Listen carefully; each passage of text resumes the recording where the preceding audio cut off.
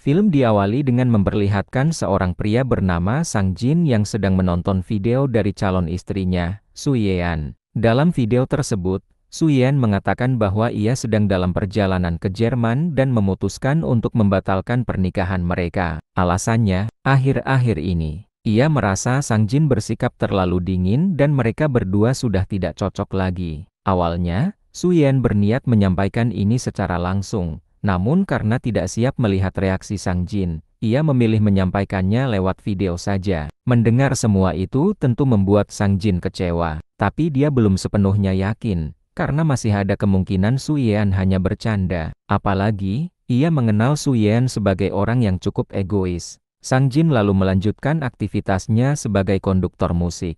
Setelah selesai bekerja, ia menemui ibu Su Yean, yang juga atasannya. Mereka berdiskusi mengenai kepergian Su Yean, dan ternyata hari itu adalah hari ke-12 sejak Su Yean menghilang. Mereka sama-sama curiga kalau Su Yean sebenarnya tidak benar-benar pergi ke Jerman, barang-barangnya masih banyak yang tertinggal, dan kemungkinan besar, ia sedang bersembunyi di suatu hotel. Masalahnya, Su Yean juga merupakan pemain musik dalam grup yang dipimpin Sang Jin. Karena posisinya kosong, mereka harus segera mencari pengganti. Meski awalnya Sang Jin ingin menunggu beberapa hari lagi, karena berharap Su Yean akan kembali, ibunya sendiri justru bersikeras agar posisi Su Yean segera digantikan. Sang Jin pun akhirnya setuju dan menemui kandidat yang telah dipilih, seorang wanita bernama Miju, yang dulunya adalah junior Su Yean di sekolah. Setelah membaca data Miju, Sang Jin ingin melihat langsung kemampuan bermain musiknya. Tapi karena Miju beralasan alat musiknya rusak,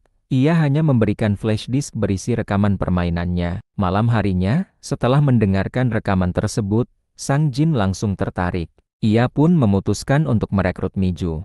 Keesokan harinya, Miju langsung ikut latihan. Penampilannya menuai komentar campur aduk. Meski beberapa rekan kurang puas, Sang Jin sendiri menganggap penampilan Miju cukup bagus untuk pemula. Hari itu, mobil Miju mogok dan Sang Jin menawarkan tumpangan. Dalam perjalanan, mereka malah singgah ke rumah makan, lalu hujan turun, membuat suasana semakin akrab.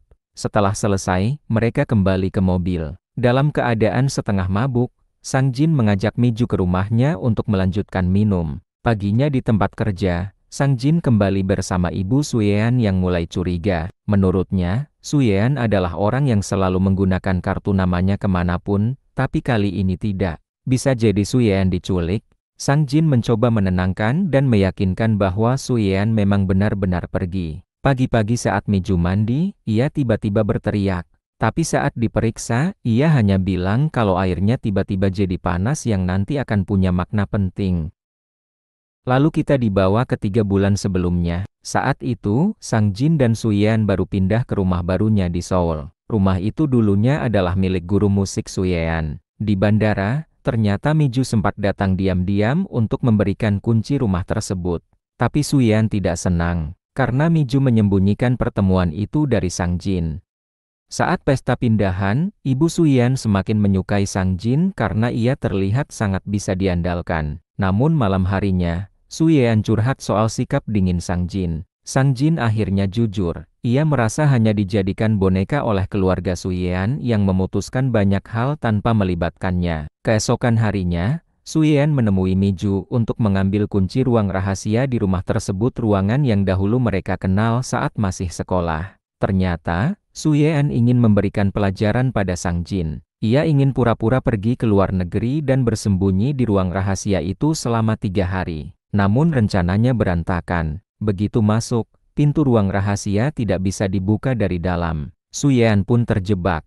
Ia coba berteriak saat Sang Jin berada di kamar mandi, tapi suaranya tidak terdengar. Ia menemukan beberapa mie instan kadaluarsa dan memakannya demi bertahan hidup.